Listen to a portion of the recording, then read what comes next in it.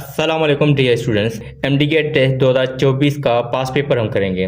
तो इसमें जो केमिस्ट्री का क्वेश्चन आया था क्वेश्चन नंबर 69 से लेके 122 तक, इसमें जितने भी केमिस्ट्री के एमसीक्यू थे वो हम सारे के सारे सोल्व करेंगे और देखेंगे कि टेस्ट जो था वो मीडियम था, एवरेज था, इजी था, मुश्किल था। तो हम आज एनालिसिस भी करेंगे और इसके questions one by one detail में डिस्कस भी करेंगे।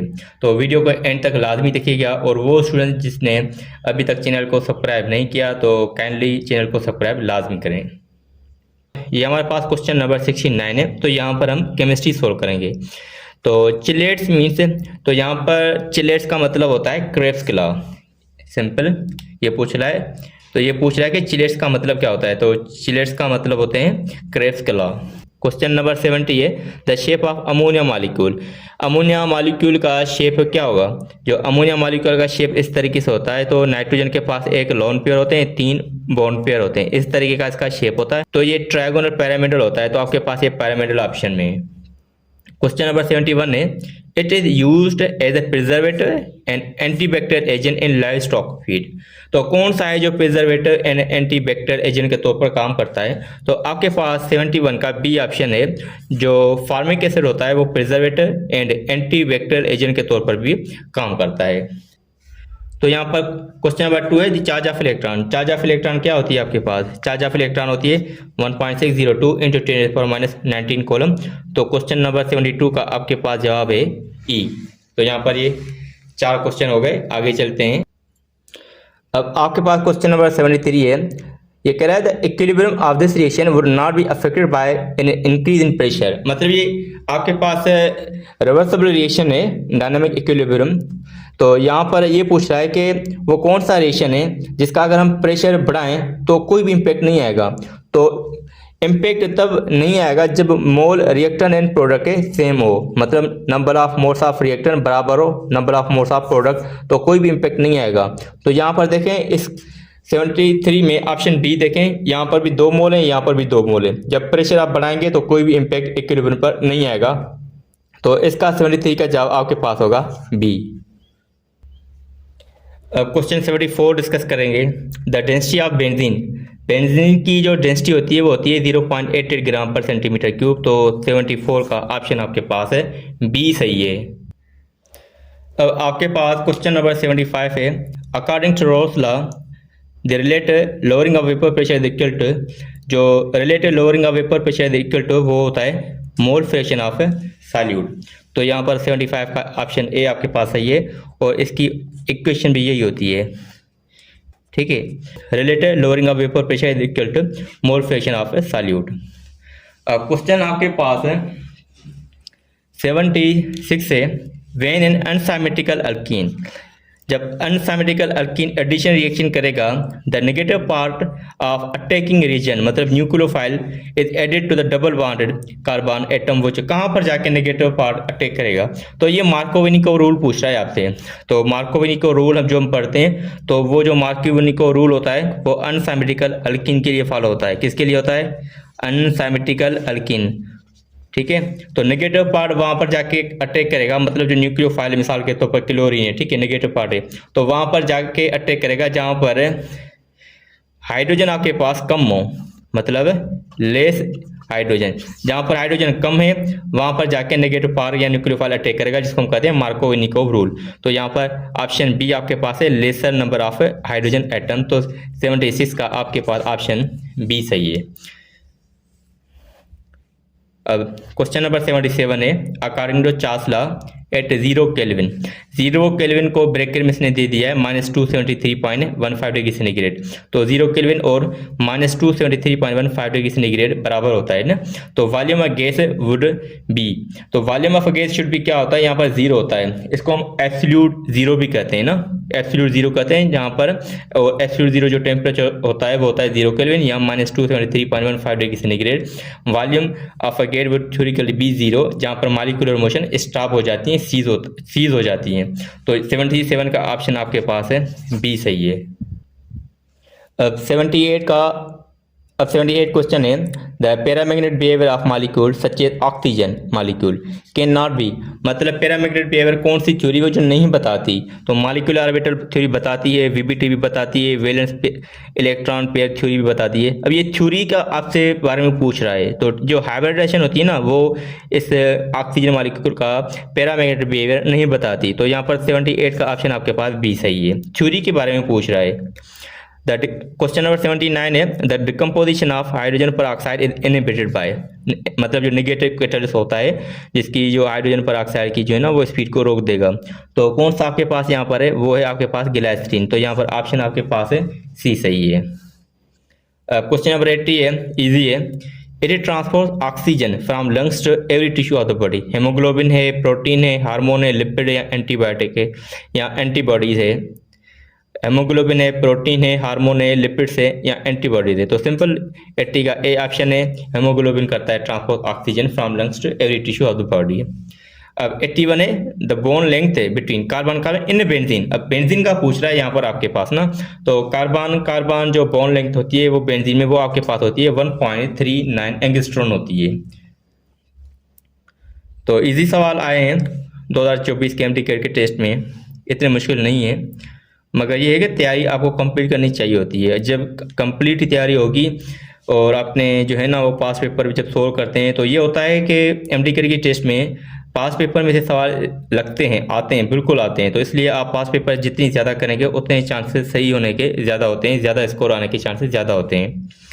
अब क्वेश्चन नंबर 82 है, in an orbital of an atom no two electron can have the same set of 4 quantum number, at least 1 quantum number must be different. अब ये statement है, अब ये कह रहा है कि मतलब कि 4 क्वांटम नंबर है तो 3 सेम हो सकते हैं, चौथा डिफरेंट होगा, ठीक है, तो वो किसकी स्टेटमेंट है, तो ये होती है पॉलीज एक्सक्लूजन प्रिंसिपल, वो कहता है 3 क्वांटम नंबर सेम हो सकती है, चौथा हमेशा डिफरेंट होगा, जिसको हम कहते हैं पॉलीज एक्सक्लूजन प्रिंसिपल।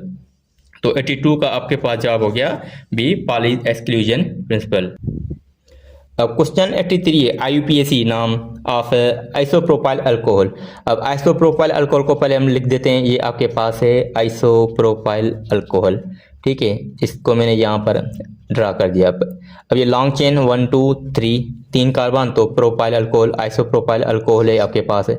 अब ये कह रहा है IUPAC नेम 1 2 3, 2 पे अल्कोहल है तो हम इसको कर सकते हैं 2 प्रोपनोल, 2 प्रोपनोल, यहाँ हम इसको इस तरीके से भी लिखते हैं प्रोपेन 2 ऑल, तो 2 आपके पास यहाँ पर ये IUPAC नेम हो गए 2 प्रोपनोल। देखो ये 2 प्रोपनोल है, प्रोपेन 2 ऑल नहीं है, तो ऑप्शन आपके पास 83 का बी है, बिल्कुल इजी दिया है इसी सवाल। अब क्वेश्चन नंबर 84 है, unit of rate constant, rate constant इस तरीके से ना रेट ऑफ रिएक्शन जो हम पढ़ते हैं फॉर द फर्स्ट ऑर्डर। अब सिंपल आपके पास ये फर्स्ट ऑर्डर कोई भी सपोज कर लेते हैं ना, ये फर्स्ट ऑर्डर रिएक्शन है। अब यहाँ पर जो कि कांस्टेंट है इसका यूनिट निकालना है रेट कांस्टेंट, तो जो चीज़ मल्टीप्लाई हो वो नीचे डिवीजन में आ गई, यहाँ पर ये कंसंट्रेशन है ए, ऊपर आपके पास रेट ऑफ रिएक्शन जिसको हम कहते हैं आर आ गया।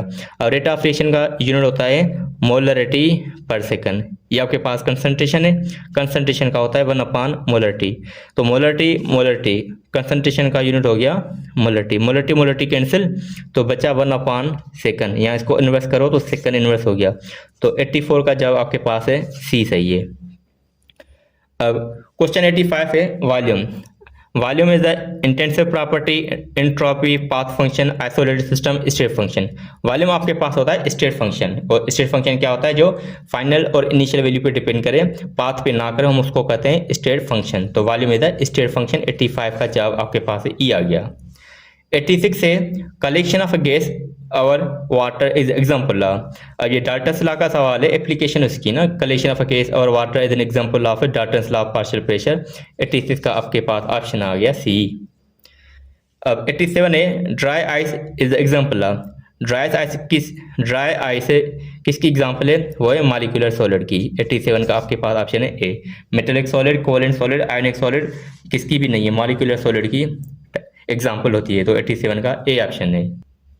क्वेश्चन नंबर 88 है, लो एटमॉस्फेरिक प्रेशर सिस्टम, डेफिनेशन पूछ रहा है। लो atmospheric pressure system is called, उसको हम कहते हैं डिप्रेशन, तो 88 का ऑप्शन आपके पास बी है। अब ये है the pH value of a human blood.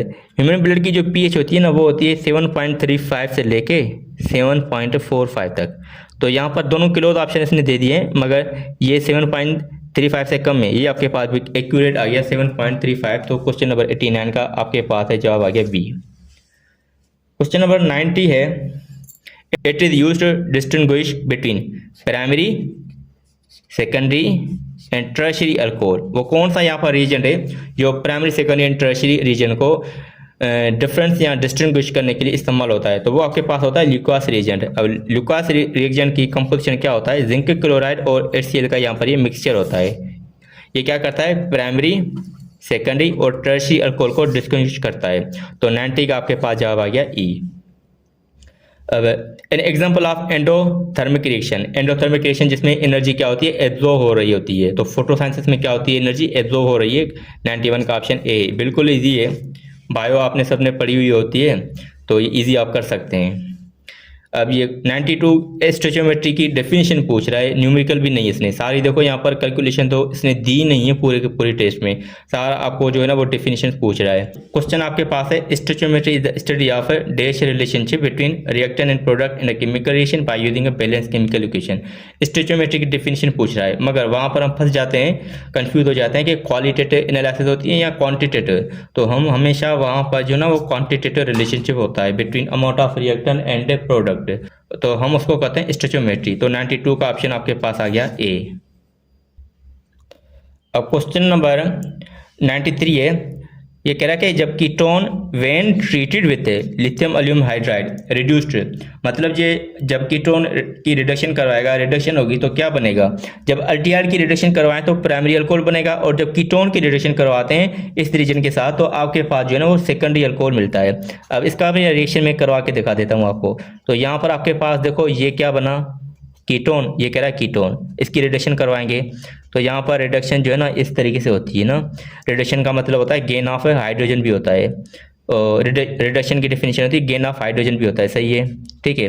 तो एक दो हाइड्रोजन है ना, एक हाइड्रोजन ऑक्सीजन, एक हाइड्रोजन यहाँ पर कार्बन पर, तो आपके पास ये जो रिएजेंट है लिथियम अल्यूमिनियम हाइड्राइड क्लियर है।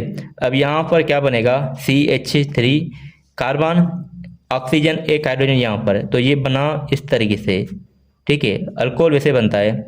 और CH3 यहाँ पर, एक हाइड्रोजन यहाँ पर आया, तो देखो क्या बना? ये आपके पास बना आइसोप्रोपाइल अल्कोहल। क्या बना? आइसोप्रोपाइल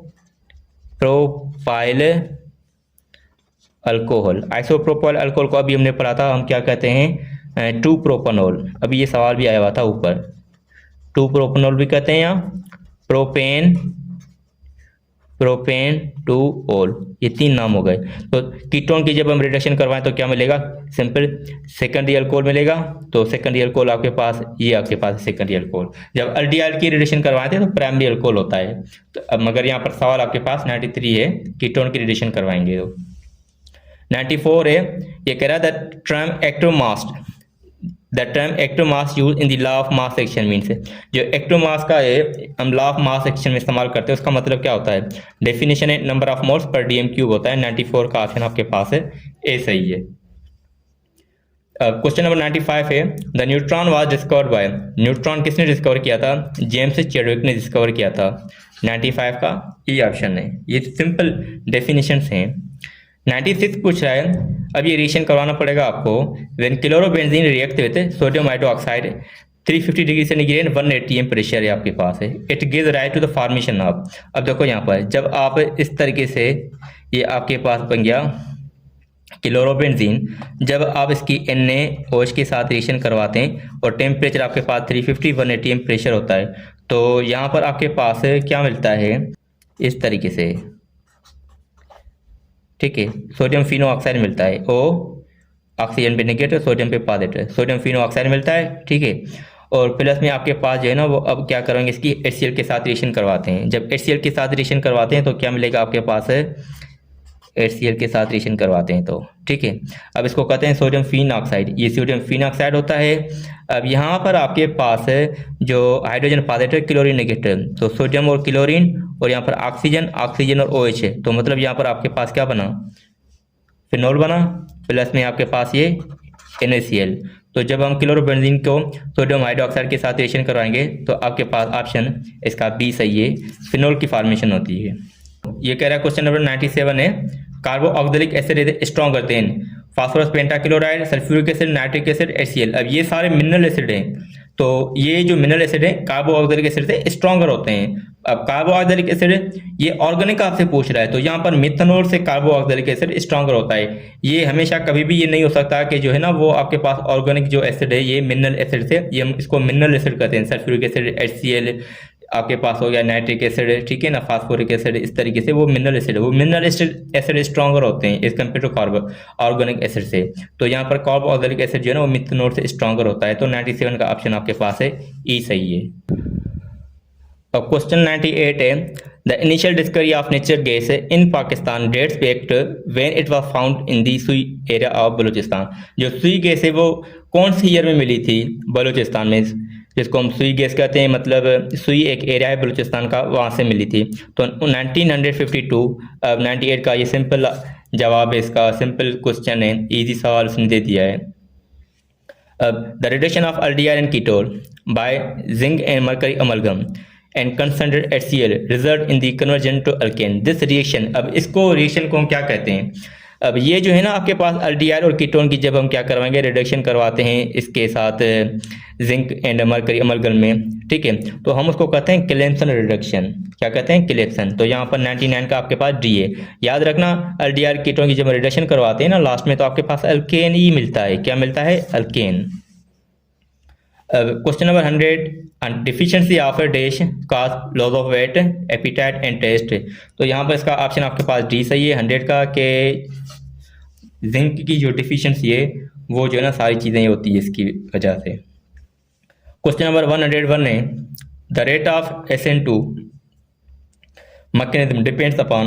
पहली तो SN2 जो आपके पास होते हैं वो होते हैं बायोमॉलिक्यूलर। क्या होते हैं? बायोमॉलिक्यूलर, और ये सिंगल स्टेप में होते हैं, ठीक है। और ये जो डिपेंड करते हैं ना इस तरीके से, ताकि मैं लिखा हूँ अब इस तरीके से ताकि आपको और क्लियर हो जाए डिटेल में। तो ये जो है आपके पास है सेप्टेट और न्यूक्लियोफाइल दोनों पे डिपेंड करते हैं। तो क्वेश्चन नंबर 101 का जवाब क्या होगा? Concentration of both septate and nucleophile. तो 101 का भी आपके पास ऑप्शन सही है। अब क्वेश्चन नंबर 102 है, total number of alpha amino acid. जो अल्फा अमाइनो एसिड है तो आपके पास टोटल जो होते हैं ना वो टोटल होते हैं 22 होते हैं। 22 में एक होता है एसेंशियल, दूसरा नॉन एसेंशियल। जो आपके पास एसेंशियल है, एसेंशियल अमाइनो एसिड होते हैं 9, और दूसरा होते हैं नॉन एसेंशियल। जो नॉन एसेंशियल होते हैं ना वो आपके पास होते हैं 13। 9 + 13 टोटल कितने हो जाते हैं? टोटल हो जाते हैं 22। तो यहाँ पर सिंपल आपसे टोटल अमाइनो एसिड पूछ रहा है, तो आपके पास 102 का जवाब सी हो गया। 103 क्वेश्चन है, ये कह रहा है aldehyde and ketone can be converted to alkane. Alkane में कन्वर्ट होते हैं। दिस रिएक्शन इज कॉल्ड, इस रिएक्शन को हम क्या कहते हैं? क्लेम्सन रिएक्शन कहते हैं। जो पिछले यहाँ पर जो है ना वो सवाल भी हम कर आए हैं। तो देखो दोबारा सवाल ये रिपीट हो गया, तो एडवांटेज है, +1 मार्क आपकी हो जाती है अगर ये सवाल आएगा आपको तो। 104 क्वेश्चन है, एन एग्जाम्पल ऑफ बाइडेंटेन, ठीक है, लिगेंड अमंग द फॉलोइंग। बाइडेंटेन क्या है? ये मोनो, ये मोनो, मोनो मोनो। यहाँ पर जो ऑक्सलेट आयन है, ऑक्सलेट आयन है वो आपके पास है बाइडेंटेन है, बाकी सारे मोनोडेंटेन लिगेंड है। 105 क्वेश्चन है, fuel cell is a typical galvanic cell which is based on the reaction. अब इसमें कौन सा रिएक्शन होता है? अब उसमें जो होता है ना रिएक्शन इस तरीके से होता है, हाइड्रोजन और ऑक्सीजन क्या बनाते हैं? वाटर। क्या बनाते हैं? वाटर। अब इक्वेशन को आप बैलेंस भी कर दो भले, वाटर बनाते हैं, प्लस में यहाँ पर एनर्जी प्रोड्यूस हो जाती है। तो यहाँ पर कौन सा रिएक्शन है? Hydrogen and oxygen. अब हाइड्रोजन एंड ऑक्सीजन कौन सा है आपके पास? 105 का सी ऑप्शन सही है, ये रिएक्शन होता है। अब 106 है, the alkali metal that gives a yellow colour during a flame test. Flame test का पहला सवाल जो हम पढ़ते हैं वो आपके पास जो येलो कलर देता है, येलो कलर कौन सा देता है? वो सोडियम ही देता है। तो 106 का जवाब आपके पास बी आ गया। इजी सवाल है, ये भी इजी है। वो 107 क्वेश्चन है, वो of the following weakest London dissipation force है। लंडन डिस्पेशन फोर्स जिसको हम कहते हैं ना वो टेम्पररी फोर्स होती हैं, ठीक है, तो वो किसमें वीकेस्ट होती है? ये वीकेस्ट पूछ रहा है, स्ट्रॉन्ग नहीं पूछ रहा। तो याद रखना जितने नंबर ऑफ इलेक्ट्रॉन होते हैं ना कम, जित इलेक्ट्रॉन होंगे तो उसमें लंदन डिस्पर्शन फोर्स वीक होती है। तो देखो यहाँ पर हीलियम एटॉमिक नंबर 2, 2 प्रोटॉन तो 2 इलेक्ट्रॉन, ठीक है, तो उसमें सबसे वीकेस्ट होती है। तो 107 का ऑप्शन आपके पास ई है, ठीक है। अगर मैं इसको ये ना इस तरीके से कहूँ कि सबसे ज़्यादा हाइड्रोजन होगा, ठीक है, ये फिर फ्लोरीन, ये क्लोरीन, ये ब्रोमीन, ये आयोडीन। जितना प्रोटॉन ज़्यादा होगा उतने इलेक्ट्रॉन ज़्यादा, जितने ज़्यादा इलेक्ट्रॉन उतनी लंदन डिस्पर्शन फोर्स स्ट्रांग होगी। अब जैसे हम डाउन द ग्रुप आते हैं ना, फ्लोरीन, क्लोरीन, ब्रोमीन, आयोडीन, तो सबसे ज़्यादा स्ट्रांग जो है ना वो आयोडीन की होती है, फिर ब्रोमीन की, फिर क्लोरीन की, फिर फ्लोरीन की ना। एटॉमिक नंबर जिसका ज़्यादा होगा, प्रोटॉन भी उतने ही होते हैं जितने प्रोटॉन होते हैं, फिर इलेक्ट्रॉन होते हैं, जितने इलेक्ट्रॉन ज़्यादा होते हैं ना उतनी लंदन डिस्पर्शन फोर्स ज़्यादा होती है। तो हीलियम में आपके पास देखो 2 ही प्रोटॉन है, 2 इलेक्ट्रॉन है, तो सबसे वीकेस्ट इसमें होती है, सबसे स्ट्रॉन्गर जो होती है ना वो आपके पास आयोडीन में होती है। तो 107 का ऑप्शन आपके पास ये आया। मैंने ऑप्शन इसलिए समझाया ताकि आपको जो है ना वो कॉन्सेप्ट क्लियर हो जाए। अब क्वेश्चन 108 है, which of the following liquid show maximum surface tension. कौन सा लिक्विड है जो मैक्सिमम सरफेस टेंशन शो करेगा। अब जिसकी बॉन्डिंग स्ट्रांग होगी वो सरफेस टेंशन ज़्यादा शो करेगा। जो मरकरी यहाँ पर है, यहाँ हम इसको वाटर की एग्जांपल लें तो जो यहाँ पर मरकरी है ना और वाटर का फार्मूला ये हो गया। मरकरी में जो बॉन्ड होता है वो होता है मेटेलिक बॉन्ड, ठीक है, मतलब ये प्राइमरी बॉन्ड है, प्राइमरी बॉन्ड स्ट्रांग होता है। और वाटर में जो होता है वो होता है हाइड्रोजन बॉन्ड। क्या होता है? Hydrogen bond. तो मेटेलिक में, तो मरकरी में मेटेलिक बॉन्ड है वो तो स्ट्रांग हो गया, स्ट्रांग हो गया तो उसमें जो सरफेस टेंशन वो भी ज़्यादा होगी। तो यहाँ पर ऑप्शन आपके पास 108 का बी है। बुक में सीधी सीधी लाइन लिखी हुई है ना, ये फैक्टर्स है अफेक्टिंग सरफेस टेंशन, तो वहाँ पर ये सवाल बिल्कुल क्लियरली लिखा हुआ है, स्ट्रीम में लिखी हुई है। Hydroquinone is a phenol, phenol है, ठीक है। हम इसका स्ट्रक्चर भी ड्रा कर देते हैं। एक OH नीचे होता है, एक OH ऊपर, मतलब 1 और 4 पोजीशन पे। इट कंटेन 2H ग्रुप, ठीक है, हमने ड्रा कर दिया। ये कह रहा है कौन सा सही है, तो पोजीशन 1 और 4 पर जो है ना इसके 2H ग्रुप लगे होते हैं। तो हाइड्रोक्विनोन जो होता है ना वो इस तरीके से होता है 1 और 4 पोजीशन में। क्वेश्चन नंबर 110 है, ये कह रहा है कि generally actual yield is less than theoretical, equal to theoretical yield, greater than theoretical yield या ग्रेटर देन परसेंटेज यील्ड। तो यहाँ पर आपके पास है जनरली द एक्चुअल यील्ड जो होती है ना वो लेस देन थ्योरेटिकल यील्ड होती है, ठीक है। थ्योरेटिकल ज़्यादा होती है एज कम्पेयर टू एक्चुअल, और एक्चुअल का दूसरा नाम क्या है? Practical yield. तो आपके पास है ए सही है। क्वेश्चन नंबर 111 है 111, formic acid is naturally found in, formic acid किस में मिलता है? फार्मिक में एसिड सिंपल आंट्स में मिलता है, ठीक है। तो इजी सवाल है ये भी। अब ये तो बिल्कुल हलवा है 110 क्वेश्चन। ये तो ऑर्गेनिक जिसने डेफिनेशन भी पढ़ी होगी तो फर्स्ट पेज पे हम यही चीज़ पढ़ते हैं कि वूलर था, उसने जो है ना फर्स्ट ऑर्गेनिक कंपाउंड डिस्कवर किया था, फिनॉम द इनऑर्गेनिक कंपाउंड, ठीक है। तो वूलर को दूसरा हम कहते हैं, वूलर जो है ना वो फादर ऑफ ऑर्गेनिक केमिस्ट्री भी है, ये भी याद रखना। तो उसमें कैसे बनाया था? इसने इस तरीके से बनाया था, अमोनियम साइनेट। किस अमोनियम साइनेट को इसको हीट देता है, फिर क्या बनता है? डाई अमाइन कीटोन बन जाता है। क्या बन जाता है? Diamine. ये डाई अमाइन, ये कीटोन हो गया, ठीक है। ये डाई अमाइन कीटोन ये आपके पास है ऑर्गेनिक होता है। क्या होता है? ऑर्गेनिक। और अमोनियम साइनेट इनऑर्गेनिक होता है। तो ये फर्स्ट साइंटिस्ट है जो इनऑर्गेनिक को ऑर्गेनिक में लेबोरेटरी में कन्वर्ट करता है, मतलब इनऑर्गेनिक मॉलिक्यूल को ऑर्गेनिक मॉलिक्यूल बनाते हैं इन द लेबोरेटरी में। तो वो कौन सा था? अमोनियम साइनेट है आपके पास है। तो यहाँ पर ये अमोनियम साइनेट ये ऑप्शन डी है। 110 का ऑप्शन आपके पास डी सही है। क्वेश्चन नंबर 113 है, oil of vitriol. Oil of vitriol किसको कहते हैं? सल्फ्यूरिक एसिड को कहते हैं। Oil of vitriol sulphuric acid को कहते हैं और उसको किंग ऑफ कंपाउंड भी कहते हैं ना। तो 113 का जवाब आपके पास डी है, याद रखना। किंग ऑफ कंपाउंड भी सल्फ्यूरिक एसिड को कहते हैं, ऑयल ऑफ विट्रोल भी इसको कहते हैं। अब ये 114 क्वेश्चन है, ये कह रहा है कि the number of 5 member and 6 member ring in बक्की बाल का सवाल है। इसमें 5 मेंबर रिंग भी होती हैं इस तरीके से, ये 5 मेंबर रिंग है, और 6 मेंबर रिंग भी होती हैं इस तरीके से। तो वो कितनी होती हैं? तो जो 5 मेंबर रिंग होती है ना वो होती है आपके पास 12, और जो ये आपके पास 20 होती है, मतलब 6 मेंबर 20 हो गई और 5 मेंबर 5 हो गई। ये देखो 5 है एंड 6 है, तो ये आपके पास होती है टोटल 12, और ये आपके पास होती है 20, 12 20, तो 12 20 आपके पास आ गई। क्वेश्चन नंबर 114 का ऑप्शन ई सही है। क्वेश्चन 115 है, it is an example of crystalline solid. Crystalline solid का क्या एग्जांपल है? प्लास्टिक, चारकोल, गिलास, अलुम, रबर। अलुम आपके पास जवाब सही है। The structure of primary Aman, primary amine का स्ट्रक्चर क्या होता है? प्राइमरी अमाइन का स्ट्रक्चर होता है पिरामिडल, याद रखना पिरामिडल होता है, मगर यहाँ पर टेट्राहेड्रल पिरामिडल होता है। क्वेश्चन में लिखा हुआ है प्राइमरी अमाइन। वैसे हम अमाइन पढ़ते हैं, अमोनिया पढ़ते हैं, मगर ये प्राइमरी अमाइन है। जब अमोनिया होता है, इसने पहले सवाल दिया भी था एमडीकेट में कि अमोनिया का स्ट्रक्चर क्या होता है, वो तो हम पढ़ते हैं ना पिरामिडल होता है, ठीक है। मगर ये प्राइमरी अमाइन है, प्राइमरी अमाइन का स्ट्रक्चर टेट्राहेड्रल पिरामिडल होता है। क्वेश्चन 119 है, the shape is found in AX2, मतलब आपके पास कोई भी लीनियर मॉलिक्यूल है ना, व्हेन बॉन्ड एंगल 180, इस टाइप का कोई मॉलिक्यूल है, मिसाल के तौर पर मैं ड्रा कर देता हूँ, इस टाइप का मॉलिक्यूल हो गया बेरिलियम डाइक्लोराइड, एंगल क्या इसकी होती है 180, इस तरीके से ये बेरिलियम, यहाँ पर भी क्लोरीन, यहाँ पर भी क्लोरीन, बॉन्ड एंगल ये हो गई। आपके पास ऑप्शन ई सही है, लीनियर आपके पास मॉलिक्यूल होता है जिसकी बॉन्ड एंगल 180 होती है एंड शेप लीनियर होता है।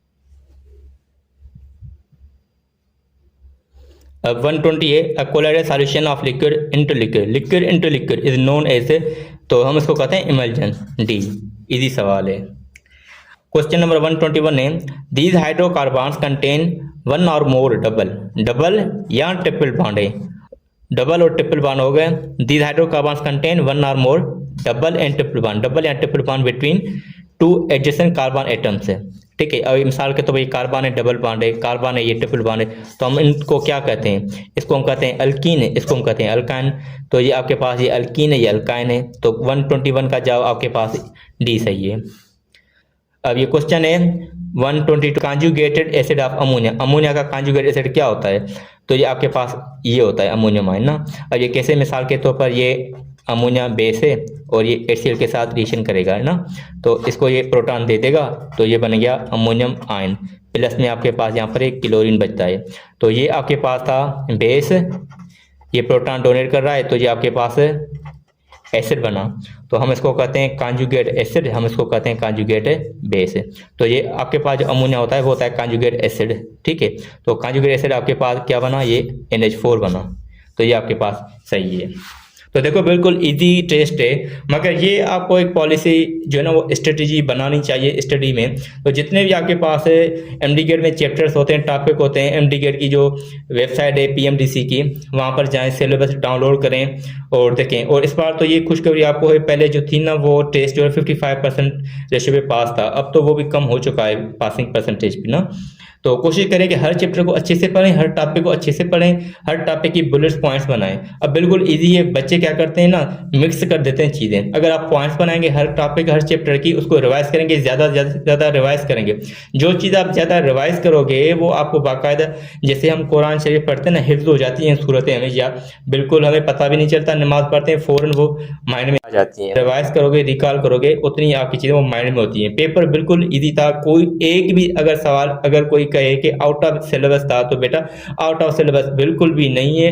ये आपके सामने दो यूनिवर्सिटी ने टेस्ट लिया था 24 में, फिर उसका टेस्ट जो था ना वो कुछ इश्यूज थे, फिर उसको पेपर रिकंडक्ट IBA ने किया था, तो वो भी मैं जल्दी अपलोड करूंगा। मगर ये है कि आपको बुलेट पॉइंट्स लाजमी बनाने चाहिए, हर एक चैप्टर को अच्छे से अच्छे रीड करना, पढ़ना, अंडरस्टैंड करना, ये सारी चीज़ें होनी चाहिए, क्योंकि MDCAT में कंपटीशन बेटा बहुत टफ होता है। अब ये सवाल देखो बिल्कुल इजी थे, कोई भी हार्ड एक सवाल एक मुश्किल कहते हैं ना, वो मुश्किल एक भी सवाल नहीं है, सारे के सारे इजी थे, मॉडरेट लेवल थी, एवरेज था। मगर ये जिसने पढ़ा हुआ होगा उसको सारा पेपर आ रहा होगा।